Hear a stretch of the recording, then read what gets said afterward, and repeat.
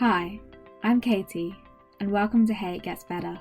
This is the podcast where I chat to people about the ups and downs of their lives and how they got to where they are now. Life can be pretty tough sometimes, there's no escaping that fact. But at Hey It Gets Better, we're all about talking about the journey. I hope you enjoyed today's episode, and remember, hey, it gets better. Hi, welcome to Hey It Gets Better. Today I am joined by the amazing Alice Rath, who is one of the hosts of the brilliant podcast Digital Marketing Babes, and she's also a digital marketing babe herself, as she is the CEO of Pippins Digital Marketing. Welcome to the podcast, Alice. Hi, thank you so much for having me, and that was an incredible introduction. Thank you. Much better than my previous one. That was a waffle. Thanks so much for coming, Alice. I'm so excited to talk to you today, and we're going to jump straight in to the deep end. Great. With what was the biggest challenge to get to where you are now? And I just realized maybe let's provide some context to where you are now as well. Yeah. Before. Okay. So I'm Alice Rath. I am 24. I am a freelance digital marketing babe. So I have a digital marketing agency that specializes in working with charities and purpose-led brands. That's called Pippins Digital Marketing. I also work as a freelancer with other agencies in the charity sector. I have a digital marketing podcast called Digital Marketing Babes.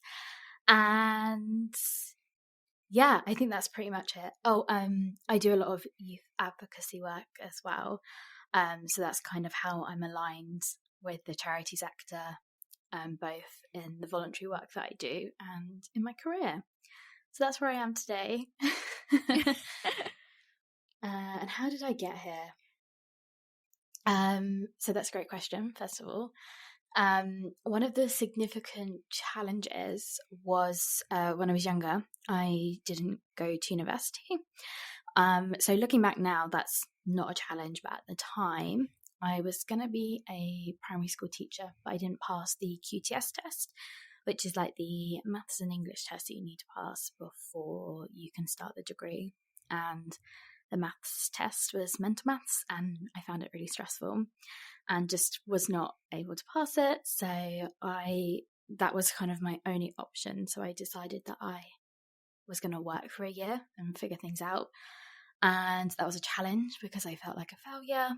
All of my friends went to uni. I had one other person from my class that I was relatively friendly with that didn't go to uni. And she was lovely, but I felt like we both forced a friendship just because we both were at home, even though we didn't really have that much in common. And I just remember feeling really low, and it was frustrating. But I was obviously really grateful for that. I fell into a marketing role and was able to progress in my career, but that was a significant challenge. So progressing on a few years later, I became a digital marketing assistant and then progressed from that to a manager in quite a short period of time. And I didn't last long as a manager. So my other challenge was managing someone who was significantly older than me, and I don't think really respected why I was there. That was a huge challenge, managing someone that knew the organisation more than me, that also wasn't as motivated to learn. So I was brought in for my specific skill set, and I was very confident in that. But I was managing someone who didn't want to learn what I could teach and just wanted to do their job, which was obviously great. But outside of being nice and chatting to her and being really flexible, I couldn't offer any training to her, and I just felt like, why am I here? So that felt like such a huge challenge, and obviously I didn't last long there, but that was thankfully because I decided to go freelance shortly after that organisation. And I think those are my two biggest challenges. They were quite big at the time. I think there's a lot to unpick with those, to be fair, especially the first one, because I mean, you're like 18 as well when it comes to uni and everything, and I think you can feel like a failure quite a bit when you're younger, and you're supposed to be doing what society thinks is like best and what the predominant kind of thing your age group is doing. And it's really hard to see that those things that happen in your kind of like late teens, early 20s are sowing the seeds for what's going to come next in your life. Yeah, exactly. And so I have this conversation with my boyfriend, who's basically did a completely different route. He went off to university. He did 3 years. He didn't do a master's or anything. But yeah, we had completely different paths, and obviously that was hard as well, talking to him, and also feeling like I was a failure. And he's always been so supportive and saying like, no, this is so great, you're out and you're earning. But you know, I became a manager before him. I make more than him, and obviously that doesn't necessarily define success. But looking back now, if like younger Alice knew, I would actually be like, oh no, this is a good thing. It's really, really hard to see that at the time. And it's one of those cliches where people say, oh, what do they say? Like, oh, everything happens for a reason. And it does. But at the time, like, you can't see that, can you? Yeah, I think that actually just, when I'm in one of those moods, it actually pisses me off when someone's like, everything happens for a reason. Oh, yeah. Like, no, I want it to happen the way I want it to happen. And like, that's just kind of one of those things, I think. I mean, this is like a little hang in there for everyone who's kind of feeling like that now. Because, I mean, everyone has different paths nowadays. And it's really hard to know which one's the right one to take. It's tricky growing up. It really is. I still feel like I'm growing up, but I'm kind of an adult, so I'm kind of waiting for someone to like I still think of myself like as like growing up as well, and I'm waiting for someone to kind of be like, no, you're not, it's done now. Yeah. Like, what? No, it's not. I think but like as well, one thing as well, like it's really interesting as well, is like the way that you became a manager very young. And I think that comes quite a lot with people who kind of don't go to university. You kind of have a head start in your careers in some ways because you're there longer, you're actually working, gaining experience. So to become a manager so young is really impressive. And I can imagine also it's quite challenging then trying to manage someone older than you who might not see what your value is, even though you clearly had value, because I know how amazing you are at your job. Thanks. Yeah, I wouldn't describe myself as a confident person overall, but when it comes to my job, I am like incredibly confident. I have serious big dick energy, and so I walked into that job like, yes, I know what I'm doing. The only thing I was a bit nervy about was managing someone, but I thought, I am generally a good people person. I care about how someone's doing in the day. I want someone to be happy and enjoy their work, and I'll do anything possible to make that happen. So I knew that I was a good people person. And then I was just doing other things that I thought was right and just still finding it so difficult. And like she made me nervous. And yeah, it was tough, but I'm just really proud of myself that I was able to get there. And it was a really interesting realization, because when you start in a workplace, quite often the career ladder can be very linear, as in assistant, executive, manager, for example. And that was a clear path for me. And I had that in stepping stones. And then manager would be head of department and then director. That was my plan. And then I got to manager level, and then I was like, oh, I don't like this. Like I just didn't like it. And I was like, everything I thought I wanted, I don't want anymore. So that's how the freelance jump happened. I think that's really kind of important to, talk about how you're allowed to change your mind when it comes to actually what you want. And in fact, it's probably like a really good thing to do when you find yourself in positions that you thought you wanted and you realize you actually hate it. Because it might be sometimes we're all a bit stubborn with, you know, I want to do this, and then we get there and we realize we don't want to do it. There's no harm in kind of moving away from that and changing your path, just like you did with freelancing. Of course. I mean, if I had done teaching, I just know myself, and I know that I would have stuck with that as a career and made it my career. And I might have genuinely been quite unhappy. I might have enjoyed it. I don't know. But I would like to think now, if I was doing something that I wasn't enjoying, I'd say it takes a lot of courage. It does. It takes a lot to say, I don't like this, or this didn't bring me the satisfaction that I thought it would. So I guess it's two-pronged, right? Where you've got something that you're proud, but it didn't bring you the level of satisfaction that you built it up in your head. And that's might because, you know, you've been thinking about it for a while, or, you know, an example would be when people, I don't know from experience, but people say like they think about their wedding day for their whole life, and then they get married and they're like, oh, it was great, but like, you know, I didn't actually speak to this person, or I didn't actually get to spend enough time doing this. So that's one example. And then the other is actually realizing that you got to where you wanted to be, and it's actually making you unhappy, and it's actually not something you want to be doing. And then that is when it's like really tough to actually have the courage and say, no, this isn't what I should be doing.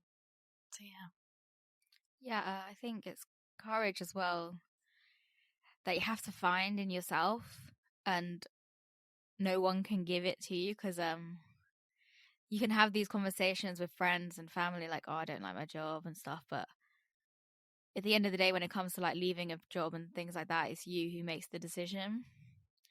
And it was, you know, it's courage to take a risk, and it's actually also kind of riskier to stay in the job as well sometimes if you're going to be unhappy there too.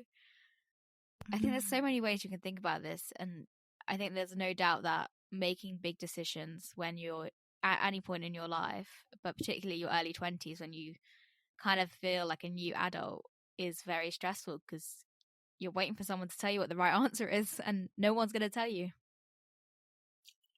Totally. And you're right about what you just said around like it's almost like riskier to stay where you are, because if you think about it in a way that you're like delaying like your future, or delaying where you're going to be, then if people looked at it that way, I think it would be easier to handle. But because people treat it like they're failing, which is obviously completely incorrect, then it's become so much harder. Whereas if people phrase it as if like, no, I need to do this because if I stay here for another month, or if I continue doing this for another year, I will be 1 year further away from my end goal, or where I'm meant to end up. Yeah. And you're very good with your goals. Like you're good at planning your goals. And I guess like I was wondering if you have any advice on identifying goals, because if there's one person I send a voice note to when I don't know what my goals are, it's going to be you. Yeah, me and Katie love talking about our goals. I would definitely recommend to anyone who doesn't already that it's really worthwhile doing. So it's hard. I think it's good to like have your goals in different categories. So like you might have business goals, you might have career goals, you might have personal goals. And I think for goals outside of work,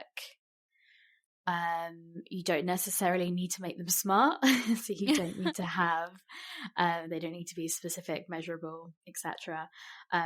Some of them is helpful to have time frames on, just to make sure that you don't like dilly-dally. One thing that I do like to do is I like to have micro and macro goals. Oh, that sounds so wanky, but it's like it really helps. So if I'm trying to think of something insane. Okay, right. If I had a macro goal of becoming the chief exec of ASOS, for example, then you think, okay, what micro goals do I need to do to get there? So you might, for your big goal, you might set a time frame and say, okay, 10 years time, that's what I want. And then you could be really granular, and you can work out like something you need to do every quarter, every month that's going to help you get there. Or it could even be annual. And I think that's a really good way. And it means that when you get something, when you get an opportunity, before you say yes, make sure, is it aligned with what I want? And I have a little notebook where I have like my key things I want to achieve. And so, for example, I only want to work with charities. That helps me towards my career. It brings me joy, and it helps me with my voluntary career.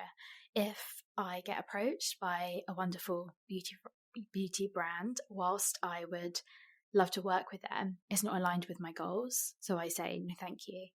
And I think that's also important as well, to like recognize when an opportunity is right for you, because I think we all see something that's really shiny and we get excited, and it might not be quite right. So having those goals at your forefront of your mind is really helpful. I don't know if that's as helpful. That is really helpful, because I think, learning to say no is such an important skill. Like, especially if, I'm a bit of a people pleaser. I love to say yes to everyone and everything, but I've had to learn to say no as well. And it's something that you don't really get. You always get taught about, getting opportunities, and like, if you work hard and you're good at what you do, there's going to probably be a time where there are too many opportunities and not enough time. And that's something that isn't really discussed as much. Yeah, definitely. I definitely haven't mastered how to say no. I am. I was going to say I'm a people pleaser, but I don't think I am. I think I just get really excited by things, and I get like I really do experience like really highs and lows, and I think that's because I get like submerged into the honeymoon phase, when it's like working on a new project with a new client, and it's really exciting. So that's also something to think about as well. But I don't have all the answers, and I definitely don't know how to say no as often as I should. But it's just like something to think about as well. And yeah, it's just really nice to have goals. I think my only other thing as well is just, if you don't meet your goals by like a specific time period, or you're not quite there, I think just give yourself some leeway, which is also a lot easier than it sounds, because life is tough, and we're also really tough on ourselves. So yeah, don't beat yourself up about it, because I had a scenario in summer, a few months ago, where I wasn't going to reach my goal, and literally within 2 weeks I did. So that was like a real example of the chaos of being a freelancer. And it was really tough, and I was really annoyed with myself and really upset, and I took it out on like everyone around me. So like what I did is I really lent into that. So I gave myself a day to wallow. I had a day where I ate ice cream, and I chilled out in bed, and I watched the TV that I wanted. And then I said to myself, okay, you're going to wallow for a day and feel really rubbish, because this is really unfair. And then what you're going to do is you're going to get up the next day and carry on like nothing's happened. And what I also did is I said to everyone around me, I don't want you to console me, and I don't want you to tell me that like things are going to get better, X, Y, and Z. I said, I just want you to say this is really shit. So I guess also like setting boundaries as well for people who might be around you when you're struggling is really helpful. So sometimes when I have conversations with my friends or my boyfriend, I say, I'm going to say something, and this isn't an opportunity to provide solutions. This is me venting, and I'd like you to listen and maybe vent with me. Or I might say, hey, I'm looking for a solution. Here's my problem. And then they can then reply. So I'm trying to do that now with relationships, being really clear as well on what we're looking to get out of the conversation. a friend talks about a problem with their boyfriend, and I say, okay, are we venting or are we problem solving? And then that's really helpful on how you respond. And yeah, getting off track from goals here. Sorry. No, it's good though. It's good, it's good to kind of because everyone has highs and lows and good days and bad days. And also when you don't make a goal and so it's something you've been working really hard towards, it doesn't feel good. There's no way it feels good. And learning to deal with that and cope with that. Because I'd love to say, oh, listen to Hey It Gets Better, we're going to teach you the secret. You're going to achieve every single goal you set your mind to. But the truth is you probably aren't. Actually, you definitely aren't. Let's be honest here. But it's learning to deal with that. If you never learn how to not achieve your goals, then you're going to be one day you might not achieve it and you'll be in trouble. And the truth is you need to let yourself feel your feelings. Bottling it up doesn't help anyone. Yeah, I think knowing what works to make you feel better and what you need to do to get to a good place is really helpful. I like wallowing works really well for me. I need full-on pity. And if someone had told me oh, don't worry, or all these different things, that would have really infuriated me. So just my tip is know what works for you and do that when you achieve your goal, or do something else if you don't achieve it. Yeah, and it's good as well that it's not that you expect your friends to react in a certain way. You tell them you just tell them how you want them to react, because there's nothing worse than, there's a few things that's bad. First of all, there's when you are feeling sad and you've just got the most positive person ever telling you, oh, it's going to be fine. And you just want to be no, it's not. I hate that person. Sorry. Sorry for all the positive people out there. It's never what I want to hear. Wow, thanks. You said it on the Hey It Gets Better podcast. You don't want positivity. I want practicality. That's what I want. That's true. And so then also there's also annoying when, a friend comes to you, a conversation, and you try to help them and they snap back at you. Because you're not a mind reader. How do you know what they need? And so it's good you actually tell people what they want, what you want. It's good you say it, because no human is a mind reader. Exactly. And also asking. So if your friend comes to you with a problem or something that's going on in their life, before you start a discussion, say, hey, oh, sorry this happened, or this is really great, but what are we getting at this conversation? And establishing those boundaries. And I know that sounds really formal, but you can obviously say it in a more chill, open way. But it just means that you will be saying something that they're wanting to hear, because you don't want to give advice to someone who doesn't want to hear it, and you don't want to be positive to someone who just wants to have a little bit of a vent and a bitch. Sometimes it's going to be really clear cut, you will clearly know what they're looking to achieve, and you can kind of let them guide the conversation, which is also really important. And other times it isn't. So just establishing that is really helpful. And that's been really beneficial for me, especially during lockdown, when you're messaging over voice notes or texting and things like that, and tone of voice is lost sometimes. So yeah, it might be different when we all meet up. But it's been helpful. Yeah, definitely. And I think as well, it kind of people need different things at different times. Some people, the best thing to do is talk about it. Some people need time away. And you kind of get to know this the longer you're alive and you talk to people. Is you become more self-aware, and you also become more aware of others. And I think that's the key to kind of being a good human being, is to be both self-aware and aware of others.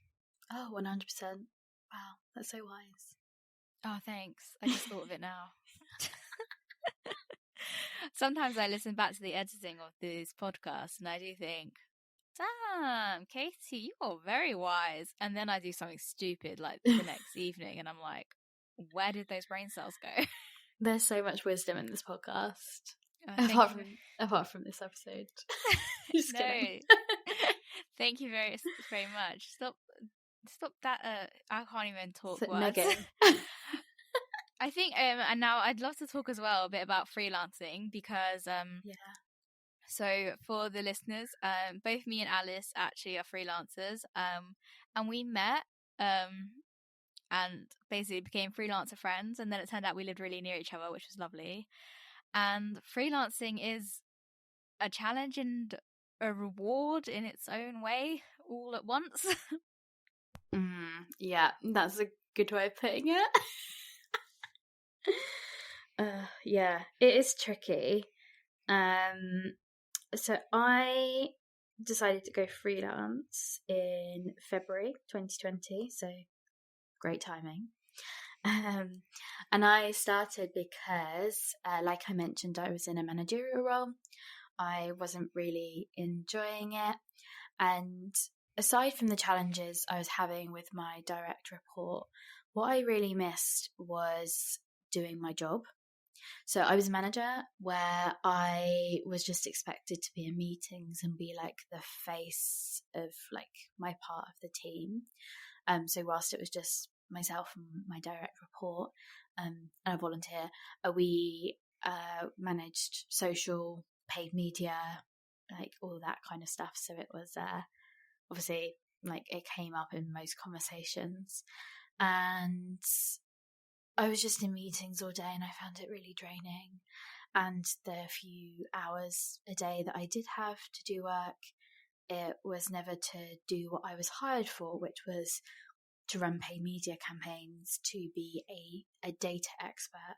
Oh, just to digress, I'm now known as like an analyst and a data expert, being able to use data and kind of like translate that quite well, which is almost laughable considering that I can pass a test, a maths test to get into university, and I deal with numbers all day. So I guess learning there is life surprises you if you think about it. Something, try a different variant. Education system is wrong. Yes, education is flawed. Yes.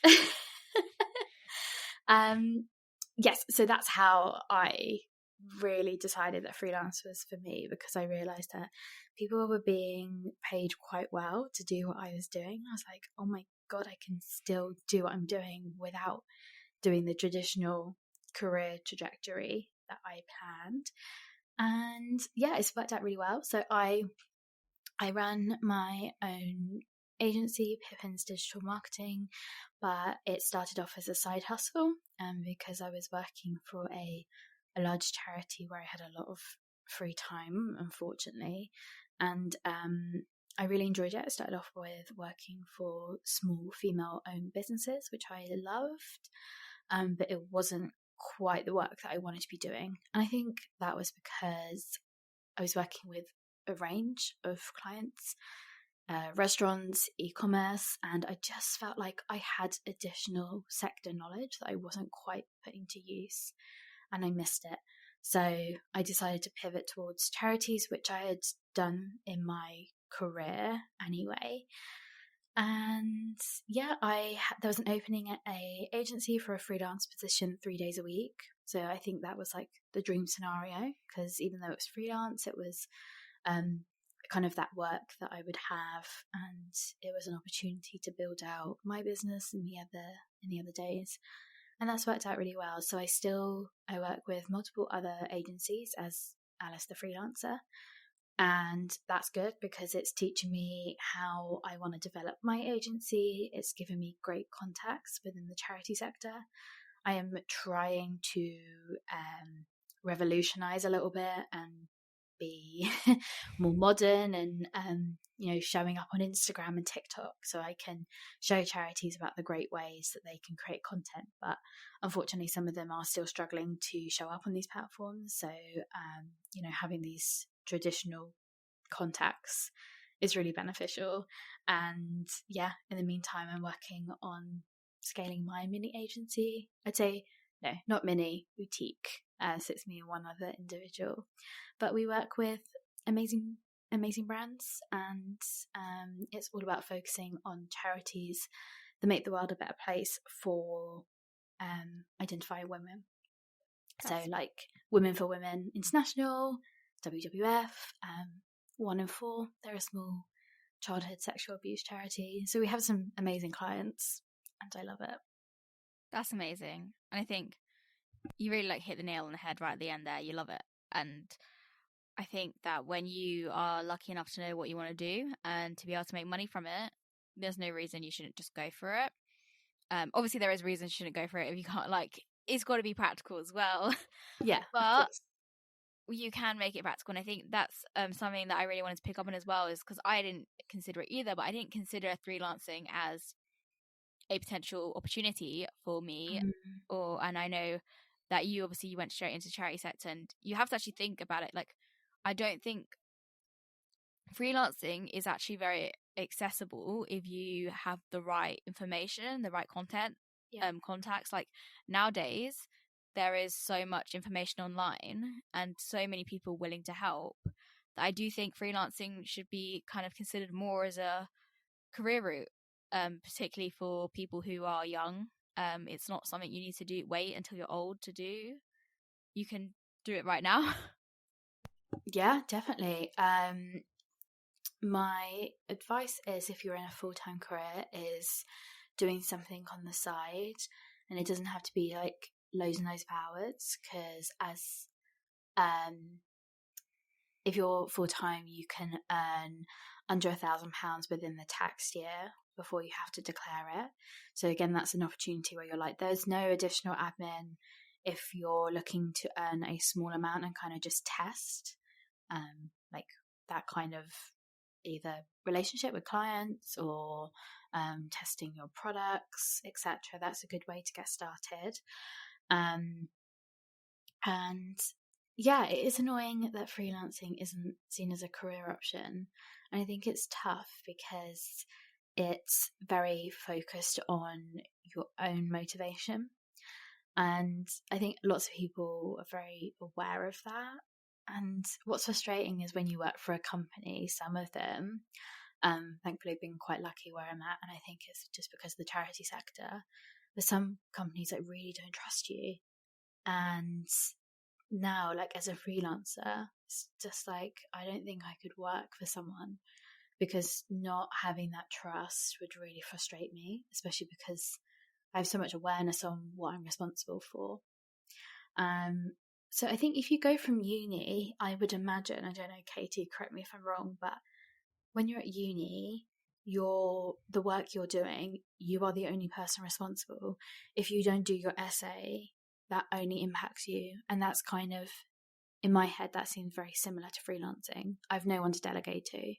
Yeah, that's pretty much it. Yeah. And you can't copy off anyone either. Exactly. So I guess it's a really good way of seeing what freelancing is like. It's all on you. Whereas obviously organizations differ, but you know, if you were to take a sick day when you're at a company, you know, either the monthly report just doesn't get done or someone else does it, which is slightly different as a freelancer. Yeah, that's one of the kind of tough things, I think. Like, freelancing is like I think we both love freelancing, but also, like, it's not super easy and rainbows and sunshine and going for brunches every day. We still haven't gone for brunch, for example. No. We're gonna blame it on the pandemic, but we know it's because we're workaholics. Yeah. But so I think it's definitely like something you should I think I knew, like, I would like it just from doing Hey It Gets Better as a side project. So I definitely agree with what you're saying about having a side project. It isn't for everyone, but for some people it is, and I think it's something as well, like, you know, maybe it won't be for you now, but maybe in like a few years' time it could be. So thank you so much today for coming on, Alice. It's been a great conversation, and I think, you know, I think one of the benefits as well is talking to someone who is also in their 20s, is that, you know, you are kind of living the Hey It Gets Better life right now, but you also have it, you know. I've had voice notes. You do have down days as well, like, oh, definitely. Everyone. Yeah, I definitely have down days. So I just guess I want to ask, you know, what would you say to someone who right now they just don't feel like it's getting better, like they're really lost, they don't know what they're doing? What would you say to that person? I really love this question, and also just as a fan of the podcast, I love the answers that people give, so there's a lot of pressure on this.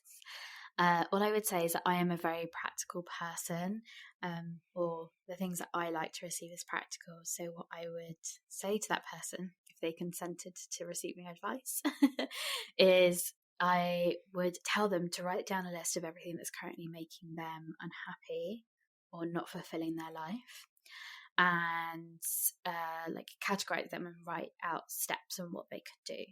If they don't have any free time, what can they do to improve on that, such as asking to work from home 2 days a week so they don't have to commute. I would also recommend sending voice notes to yourself. I love to vent and talk about my feelings, and sometimes that plays a very emotional burden on those around me. So I like to go out for long walks, record a voice note of myself like I'm having a phone call, and I can literally talk for about 40 minutes, and it's really cathartic. I talk about everything that I'm worried about.